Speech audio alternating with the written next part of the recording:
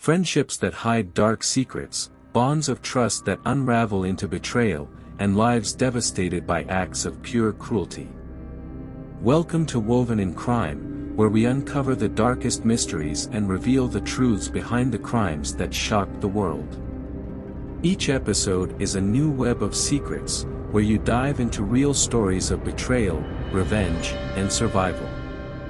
Get ready to explore the darkest side of human nature, because, in the end, everything is interconnected by crime. For Rachel, what should have been the best moment of her life turned into an unimaginable nightmare.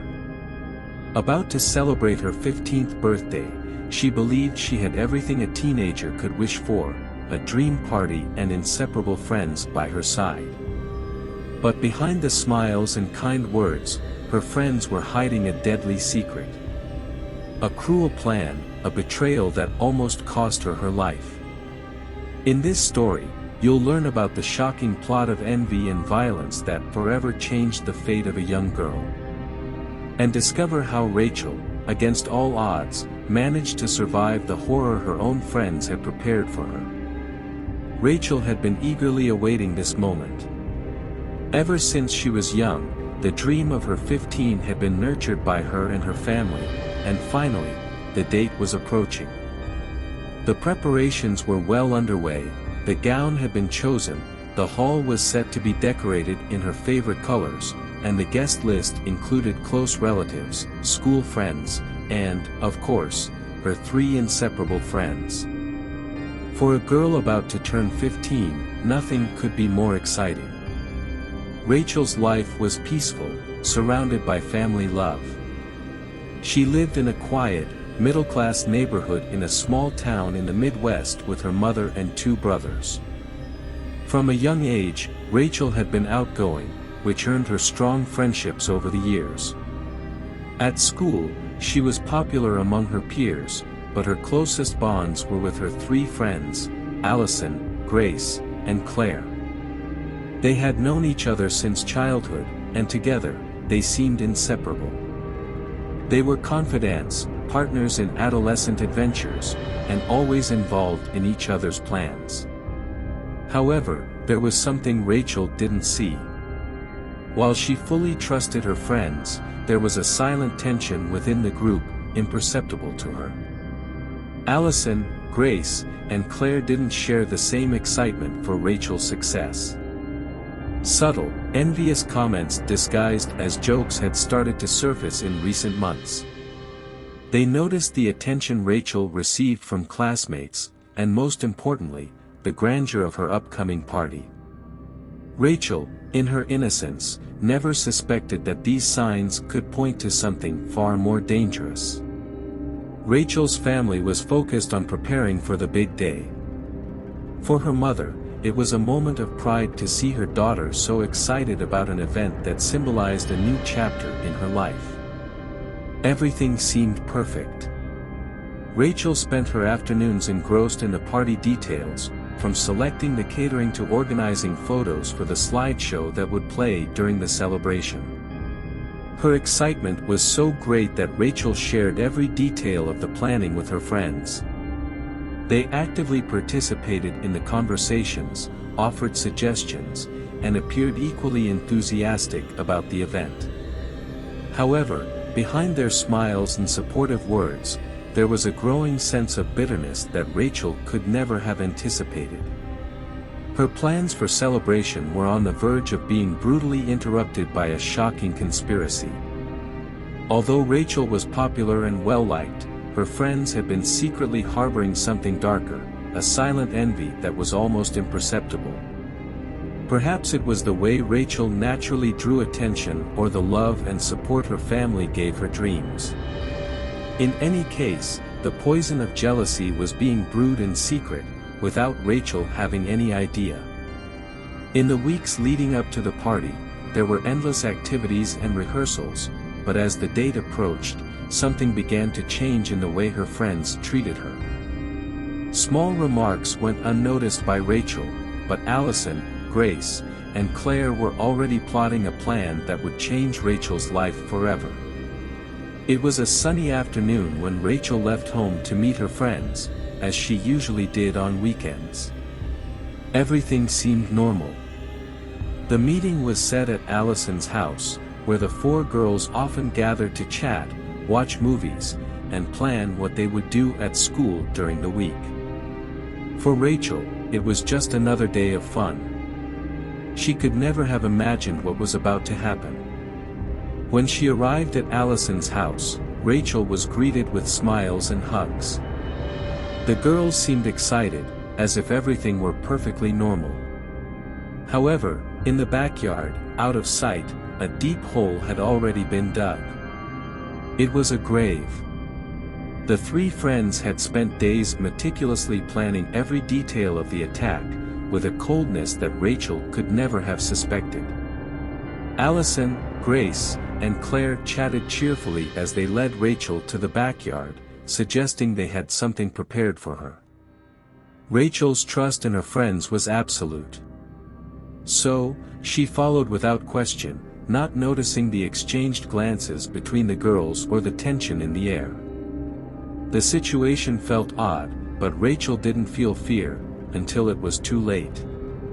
As soon as they reached the hole, the three friends drastically changed their behavior. In a sudden move, Allison shoved Rachel to the ground forcefully. Before she could get up or understand what was happening, the other two were already on top of her, pinning her arms and legs. Rachel tried to struggle, to scream for help, but she was completely trapped. The same friends with whom she had shared so many moments were now acting like enemies, and she couldn't understand why. The first wave of panic overwhelmed Rachel as she tried to process what was happening. Her thoughts were in chaos, and the fear quickly turned her confusion into despair. Why? She managed to murmur between sobs, but the answers never came. Instead, what followed was brutality. Allison, Grace, and Claire acted with precision. They had prepared for the attack. Armed with knives, they began stabbing Rachel. The first cut was on her back, and she felt the pain like an electric shock that paralyzed her. Rachel's screams echoed in the backyard, but her friends, with disturbing coldness, continued the attack. In total, there were over 32 wounds, each one more cruel than the last. Rachel cried and screamed, begging them to stop, but the three continued with a chilling calm. The sound of metal tearing through skin, blood dripping onto the ground, and the occasional laugh from one of the girls as they inflicted the wounds were scenes from a nightmare from which Rachel couldn't wake up. Worse still, one of the attackers, Claire, pulled out her phone and started filming the assault. It was as if they wanted to immortalize this moment of pure evil. As the physical pain intensified, the fear of dying there, betrayed by her friends, began to overwhelm Rachel. Her strength faded with each blow, and her vision blurred. It seemed like her life was slipping away with the blood staining the earth beneath her. Allison, Grace, and Claire, however, were not done yet. They didn't just plan to wound Rachel but to eliminate any chance of survival. After several minutes of torture, the girls dragged Rachel to the hole they had dug and began to bury her alive, leaving her body trapped up to her chest. The brutality seemed endless. In the end, one of the attackers raised a knife, ready to deliver the final blow. But Rachel, in a desperate last act of resistance, managed to deflect the stab with a quick movement of her head. The deflection of the knife was not just an instinctive act of survival, it was the moment that gave Rachel one last chance to escape the horror. With the missed blow, she managed to take a deep breath despite the searing pain that consumed her body. But her attackers, instead of hesitating, laughed, mocking what they considered Rachel's final, futile attempt at resistance. Their contempt for her was evident. However, this gave Rachel a glimmer of hope. She couldn't die there, buried by the cruelty of those she had once called friends. With her arms still free, Rachel summoned every ounce of strength left in her wounded body. Her heart pounded wildly, and blood dripped from her face and arms. The girls continued to laugh, thinking Rachel's end was just a matter of time. But she, against all odds, began to dig herself out. The wet, heavy soil made every movement painful and exhausting. Still, something inside her refused to let her stop. Perhaps it was adrenaline or pure survival instinct, but Rachel kept fighting, feeling her nails tear through the earth with desperate determination. The friends watched in disbelief as Rachel slowly began to free herself. Allison, growing impatient, was the first to try and stop her, grabbing Rachel's shoulders to force her back into the hole. However, Rachel responded with a strength that surprised even herself. In a sudden motion, she managed to push Allison, who fell backward. Rachel knew this was her only chance. If she stopped, it would be the end. With a leap that defied the pain she felt, Rachel finally freed herself from the hole and began to run. Her legs were weak, her lungs burned with every breath, and blood poured from her wounds, but her mind screamed only one thing: survive. She could barely see where she was going, with her vision blurred by tears and blood, but that didn't matter. Every step was a step toward life. As Rachel fled, she could hear her friends shouting after her, calling her back, as if it were some kind of game they still controlled. Their laughter echoed, but Rachel knew she had to ignore everything and keep running. She didn't know if she would reach safety, but stopping wasn't an option. Allison's backyard was surrounded by high walls, which made her escape even harder. With the last energy she had, Rachel pushed herself to climb one of the walls, ignoring the fact that her hands were scraped and bleeding. She felt the pain of each movement as if it were an additional wound, but she didn't let that stop her. Finally, she managed to reach the top of the wall and, in a desperate leap, threw herself to the other side. When she landed, her body hit the concrete ground, and for a moment, the pain paralyzed her. But soon she forced herself to stand again. She was somewhere in the neighborhood, out of her attacker's immediate reach, but still far from any help.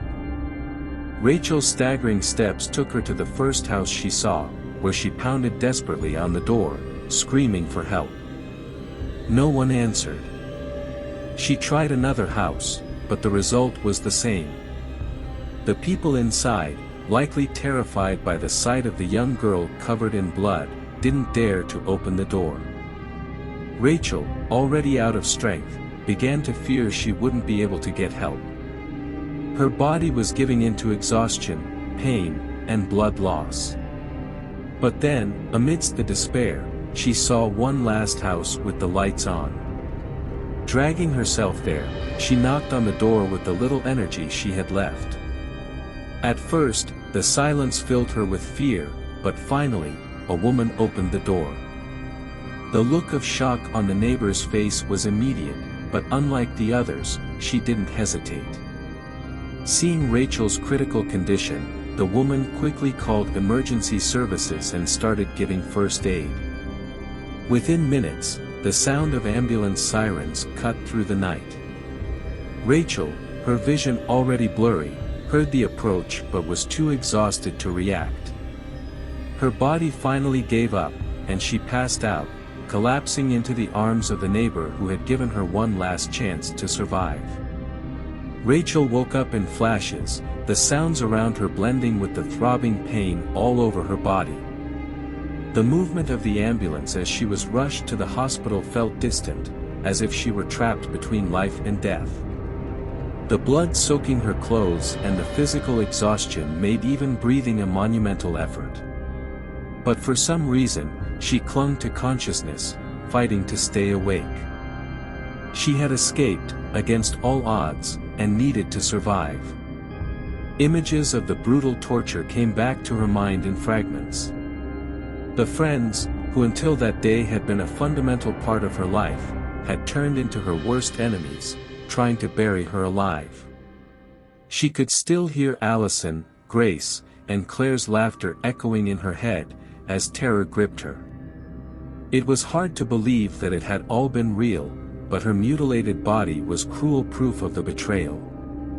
When she arrived at the hospital, the medical team was immediately shocked by the severity of Rachel's injuries. She was placed on a stretcher and rushed to the emergency room while the paramedics explained what had happened. The young girl's critical condition prompted the doctors to act quickly, performing several procedures to stabilize her. The deep cuts on her back, arms, and legs required stitches, while the amount of blood she had lost put her life at imminent risk. But, against all odds, Rachel remained conscious, even though she was on the verge of collapse. As the doctors fought to save her life, news of the attack spread throughout the small town. Rachel's mother, upon hearing what had happened, rushed to the hospital, desperate to know if her daughter would survive the unimaginable violence. The shock and pain on Rachel's mother's face reflected the brutality of what had been done to her daughter. After hours of surgery in intensive care, the doctors finally managed to stabilize Rachel. Though her condition was still critical, there was hope she would survive. The young girl was weak, but the worst seemed to be over. Now, the challenge would be to face the emotional and psychological trauma of the attack. As Rachel recovered, authorities began to take action.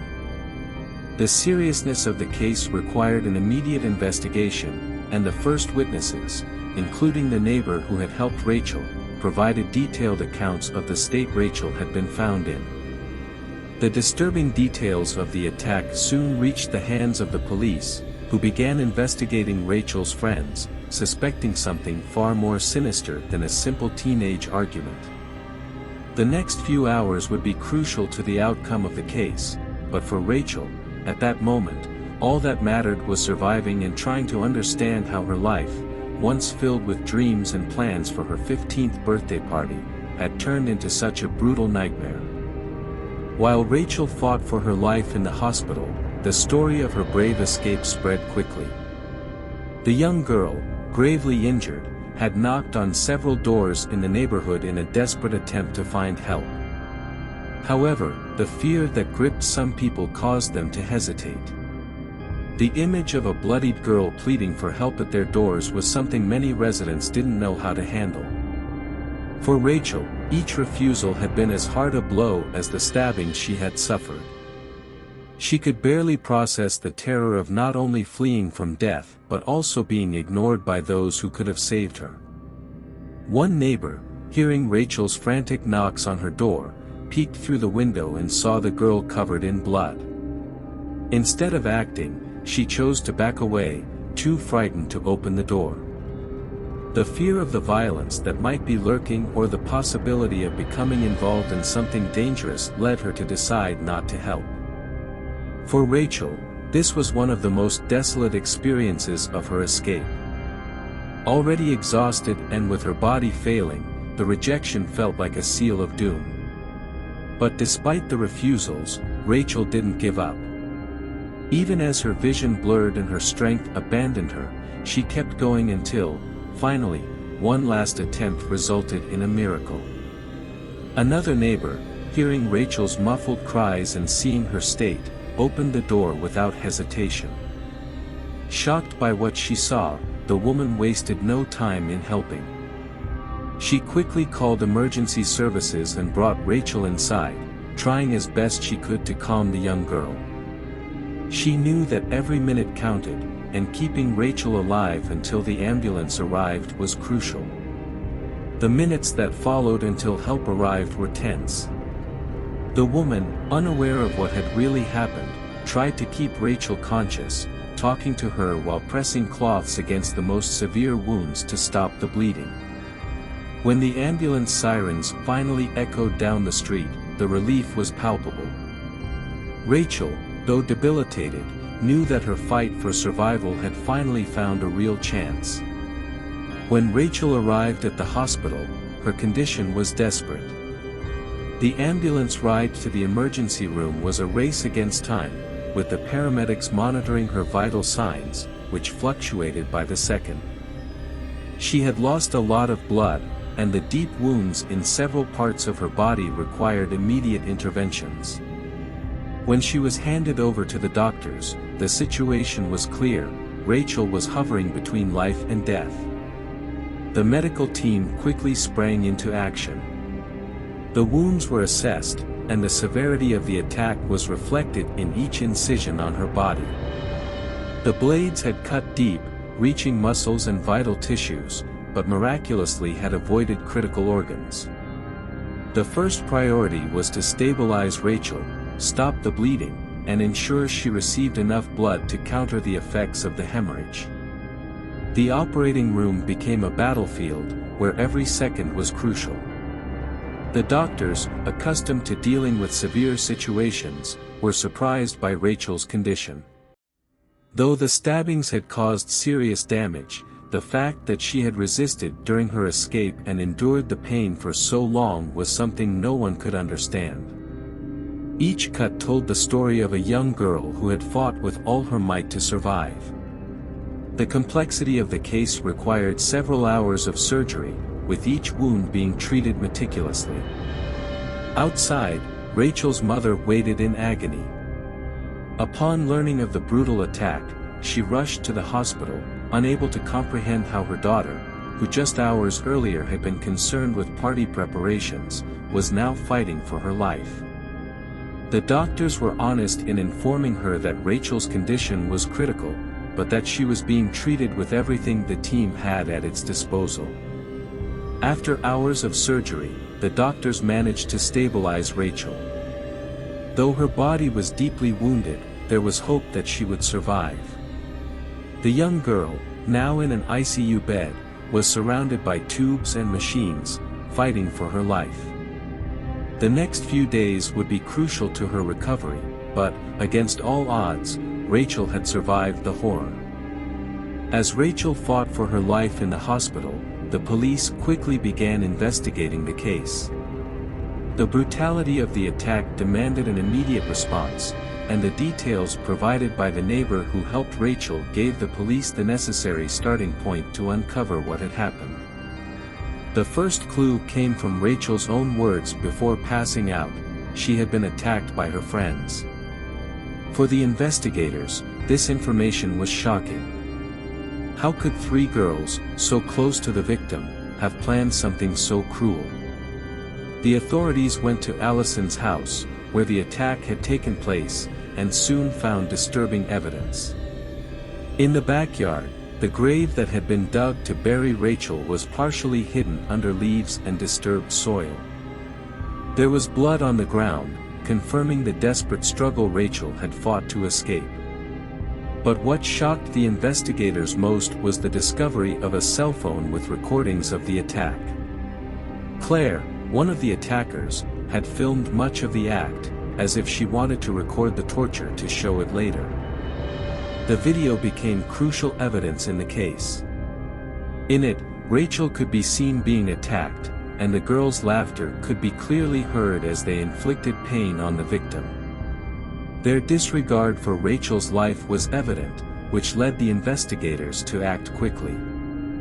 The images and Rachel's initial statement were enough to order the arrest of Allison, Grace, and Claire. The capture of the attackers was swift. The day after the attack, the police arrived at the three girls' homes. Allison, Grace, and Claire were arrested without offering any resistance, and their reactions in front of the authorities were even more surprising. There were no signs of remorse. At the police station, while waiting to be questioned, the three laughed and joked about what they had done.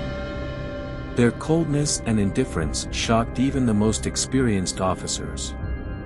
It was not just an impulsive act of violence but something premeditated and carried out with an uncommon cruelty for such young girls. With the arrest of the three girls, the investigation began to delve into the motives behind the attack. Statements from schoolmates and acquaintances started to reveal a disturbing picture of jealousy and resentment. Over the months, Allison, Grace, and Claire had developed growing envy towards Rachel. Her popularity, the affection she received from her family, and the anticipation of her 15th birthday party had stirred up a deep-seated bitterness in her friends, which culminated in a conspiracy to end Rachel's life. The arrest of the three girls brought some relief to Rachel's family, but the brutality of the case continued to haunt the small town. The girls, who had once been seen as Rachel's close friends, were now treated as monsters, incapable of feeling empathy for a life they had almost taken. For the police, the case was far from over, but the first step had been taken. Those responsible for the attack were behind bars. The trial of Allison, Grace, and Claire attracted national attention. The brutality of the attack, combined with the coldness of the attackers, shocked the public and brought a sense of disbelief to the small rural town. The courtroom was packed on the first day of hearings, with journalists and curious onlookers eager to understand how three teenagers could have committed such a cruel crime against someone they considered a friend. Rachel, still in the process of recovering, had to face her attackers in court. It was an extremely tense moment for her and her family. Entering that environment, where the three girls would be present, brought back painful memories of the attack, but Rachel knew she had to face this challenge. Her presence at the trial was a symbol of her fight for justice. However, the behavior of the accused in court was as disturbing as the attack itself. Allison, Grace, and Claire sat in the dock but showed no signs of remorse. On the contrary, they seemed indifferent to the consequences of their actions. During the testimonies and the showing of the attack video, they laughed at certain points, as if everything had been part of a joke that had spiraled out of control. This disturbing attitude only intensified the outrage of the public and Rachel's family, who watched in shock. The defense attorneys tried to argue that the girls were young and that the attack had been a mistake resulting from impulsivity and typical adolescent rivalries. However, the coldness displayed by the defendants and the premeditated nature of the crime, evidenced by the planning of the grave and the recording of the attack, made it difficult to accept this narrative. The prosecutor did not mince words in describing the brutality of the act and the need for justice for Rachel. Each day in court was an emotional battle for Rachel. Seeing the girls who had nearly taken her life acting with disdain and lack of empathy was a constant reminder of the trauma she had suffered.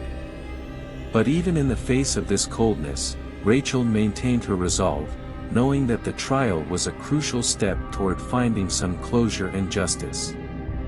After the brutal attack, Rachel's life and that of her family changed forever. The physical scars Rachel carried were only part of the trauma. The emotional and psychological damage was deep and far harder to heal. The attack by her friends had not only been a physical assault but also a devastating betrayal that shattered Rachel's trust in people. The young girl, once so full of life and plans for the future, now faced sleepless nights, recurring nightmares, and panic attacks. Rachel's mother, who had been her biggest supporter during the preparations for her 15th birthday party, now dedicated all her efforts to her daughter's recovery. Seeing Rachel in that state, dealing with the emotional trauma, was devastating for her. The guilt and fear of not having noticed the signs that something was wrong with her daughter's friendships consumed her. Their bond grew closer, but the constant fear of another attack or a relapse in Rachel's mental state loomed over the family. For Rachel, the simple idea of trusting someone again seemed impossible. The girls who had been so close, with whom she had shared secrets and happy moments, had planned to take her life in a cruel way. The trauma of seeing her attackers laugh during the assault, and later in court, only worsened her anxiety. The physical recovery was slow, but the emotional healing seemed even further away. Therapy sessions became an essential part of Rachel's healing process. Though the path was long and painful, she knew she had to face her fears to one day regain control of her life. But for her mother and siblings, watching Rachel go through all of it was a constant reminder that, although she had survived, the real battle was only just beginning. The road to recovery for Rachel was long and full of obstacles, but slowly, she began to find strength where there had once been only pain. The support from her family, mental health professionals, and people from the community who sympathized with her story was essential in helping her begin to overcome the trauma. Though the physical scars were still visible, it was within herself that Rachel had to find the real healing. Over time, Rachel decided that she didn't want to be defined solely as a victim. She refused to let the brutal attack destroy her life and dreams. Instead, she turned her story of pain into a journey of overcoming. Gradually, she began sharing her experience with other victims of violence, both online and in support groups. Her words, once filled with fear and anguish, now carried a message of hope and strength. For many who had gone through traumatic experiences, Rachel became a symbol of resilience. The decision to tell her story publicly was not easy. Every time she talked about what had happened, Rachel relived the attack and the cruelty of her friends. But she knew that this was a way to take control of her own narrative, to show that, despite the cruelty she had suffered, she had survived and found a new purpose. By sharing her journey, Rachel helped others deal with their own traumas and showed that, no matter how dark the path might seem, overcoming it is possible. Rachel also returned to school, picking up the plans for the future that had been interrupted. Though her life had changed completely since the attack, she refused to let fear paralyze her. With the support of her family and the new friends she made along the recovery process, Rachel managed to find a new balance. Rachel's case remains a powerful reminder of the dangers of toxic friendships and the devastating effects of youth violence. Her story, however, is not just about the brutal attack she suffered, but about how she managed to turn the pain into strength. Now, she is not just the young girl who survived a cruel attack, she is someone who, despite everything, found resilience and became a symbol of courage. Rachel survived what many would consider impossible. The physical and emotional scars will take time to heal, but her story is not just about pain. It's about strength, resilience, and the power to overcome even the worst betrayals. The people she trusted, who were supposed to be by her side, were the same ones who nearly took her life. But, against all odds, Rachel found a way to move forward. Her story serves as a warning that sometimes, danger comes from where we least expect it. This was yet another true story of betrayal and survival, woven in the shadows of crime. If you enjoyed this episode, subscribe to the channel, activate notifications, and stay with us to uncover more mysteries. Thank you for watching Woven in Crime.